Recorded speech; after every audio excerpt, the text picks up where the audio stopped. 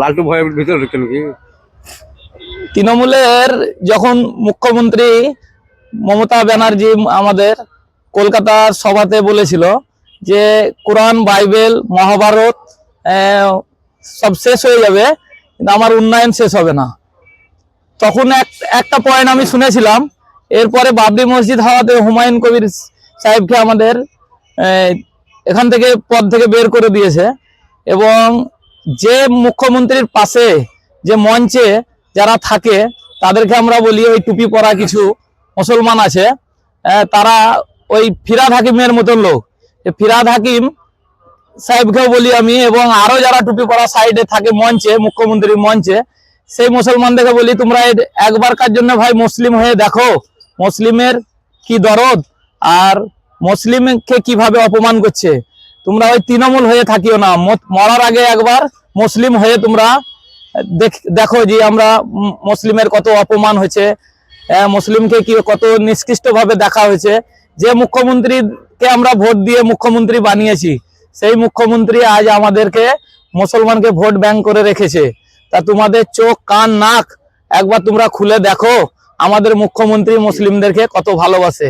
আজ হুমায়ুন কবির এই সিদ্ধান্ত লিয়াতে তাকে পদ থেকেও বের করে দিয়েছে। কিছুদিন আগে বক্তৃতা শুনলাম যে নতুন নতুন ধর্ম তৈরি হচ্ছে, সেটা হুমায়ুন সাহেবকেই বলছে, নাম করে উনি বলেন না, যে আজ নতুন নতুন নেতারা নতুন নতুন ধর্ম করছে। তাহলে আজ মুখ্যমন্ত্রী আমাদের এই ধর্মটাকে আজ নতুন ধর্ম বলছে, তাহলে উনি কোন ধর্ম করে?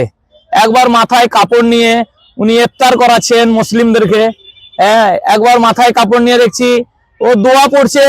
আজ টুপি পরে কিছু লোক আমিন বলছে তার পিছনে, সেই আমিনওয়ালা লোকদেরকে বলছি তুমি কিসের দোয়া করছে মুখ্যমন্ত্রী সেটা আগে জানো। তাকে প্রকাশ্য ভাবে দোয়া ধ্বংসের দোয়া করছে না উন্নয়নের দোয়া করছে, সেই দোয়াটা একটু যাচাই করে দেখতে হবে। তখনই দেখছে মুখ্যমন্ত্রী আমাদের পুজোতে মণ্ডপে শিবলিঙ্গর উপরে মালা ছুড়ে দিচ্ছে। সে হিন্দু ধর্মকে ভাই অপমান করছে, মুসলিমের ধর্মকে অপমান করছে।